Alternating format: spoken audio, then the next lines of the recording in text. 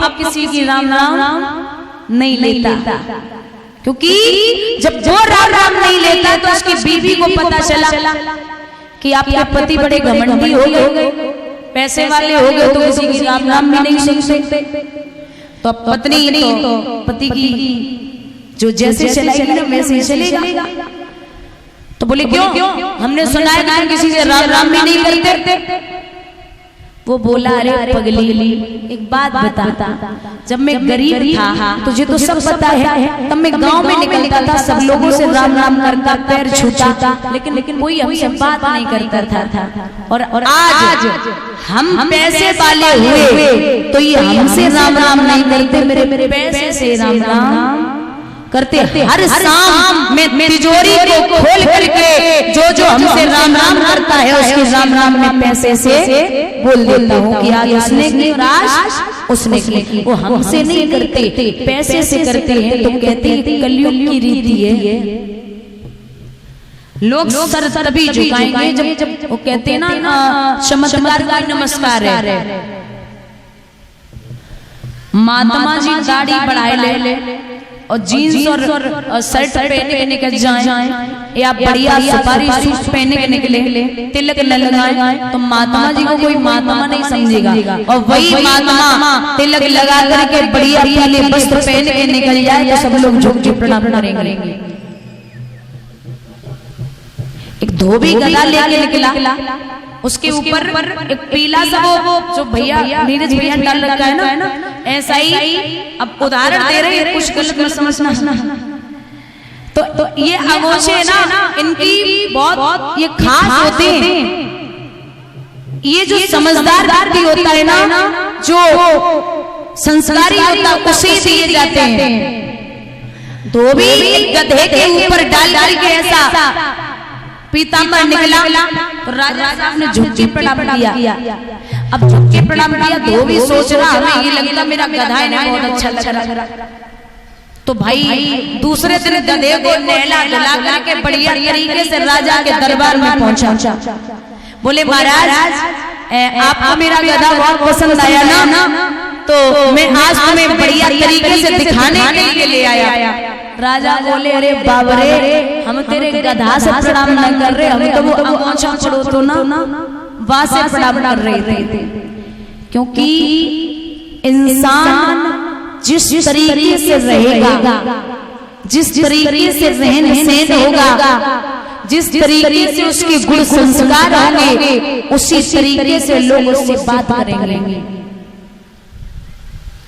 श्री सूत जी कहते हैं कि इधर सुशीला एक दिन आंगन में बैठी, बोली महाराज बात बताओ, ज्यादा से मैंने घर में कदम रखो है, तात से पेट भरी भरी भोजन नहीं करो, का बात है? तो सुदामा बोले अरे बाबरी कुछ मत पूछे, क्यों? और रोई बोले विप्र कि हे देवी, रोई रोई सुदामा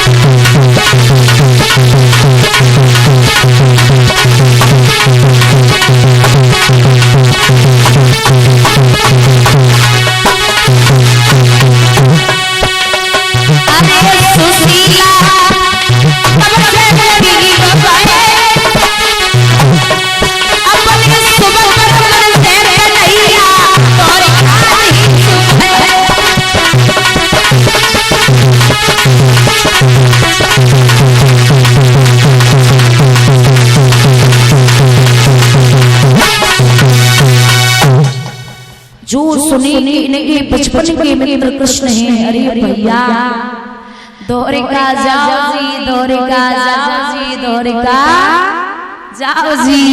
आठोयाम यही अठठानी है महाराज,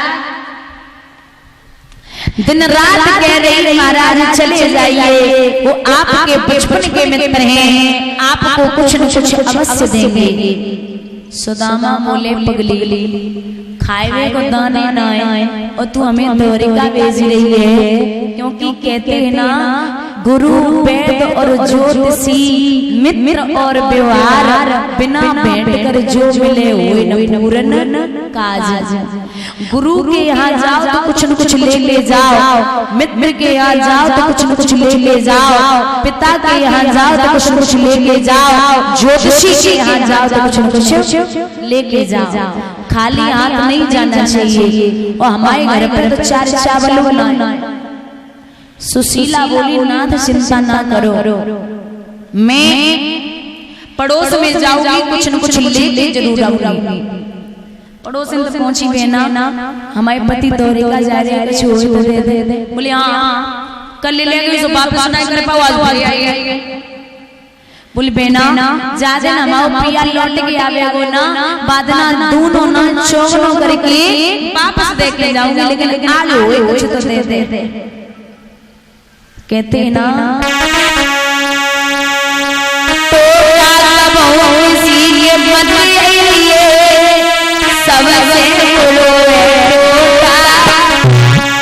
ऐसा वैसा नाम धरा दे मान बनाई दे पूरा।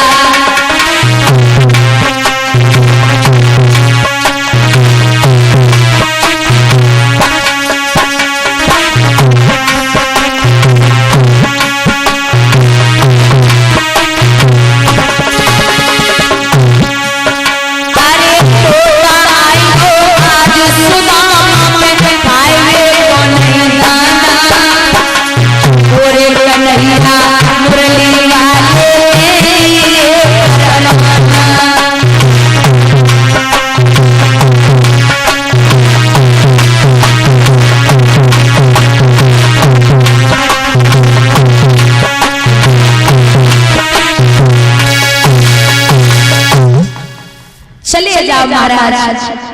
सुदामा को जब समझाया, एक पड़ोस में बड़ी अच्छी माँ जो चावल की फटकन होती है ना, वह आगे चावल की फटकन साफ करी, एक फटे भय कपड़ा के 4 पट करे और महाराज ने चावल बांध के 3 मुट्ठी और अपने पति को दे दिए। नाथ अब चले जाओ।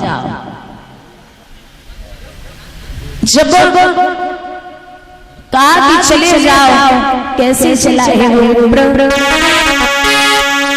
हाथों में ले सोटी फटी सी पेनी होती, हाथों में ले सोटी फटी सी पेनी होती, तन पे नहीं है दुपट्टा, सुदामा तर तर लहरा,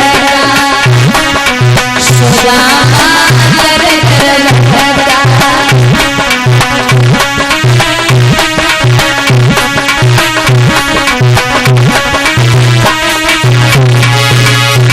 हाथों में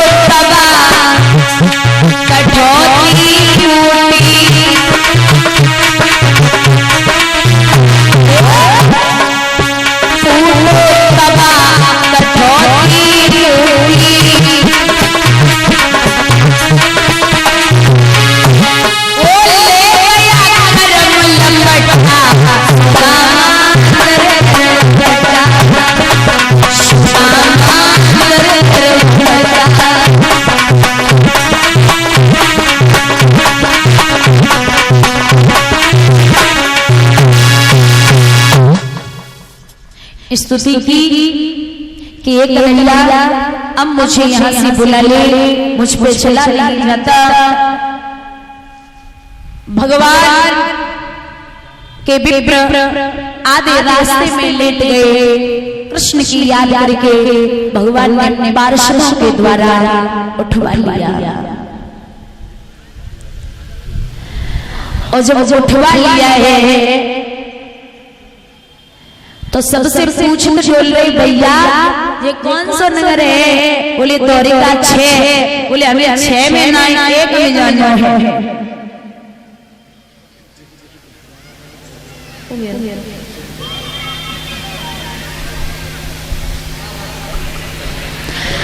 ₹200 से सम्मानित कर रहे हैं जितेंद्र सिंह यादव भैया और 500 रुपए ठाकुर जी को समर्पित कर रहे हैं। 200 रुपए गुन्नू यादव भैया। नगला सबल है पता है।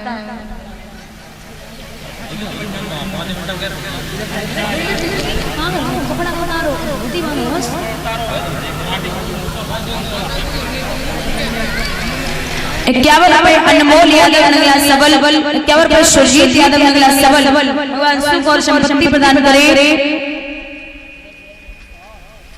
और ₹51 राम बख्श नगला सबल। छूने पे उठी नार दिब्बा दो ना छुआ हम क्या कह रहे हैं।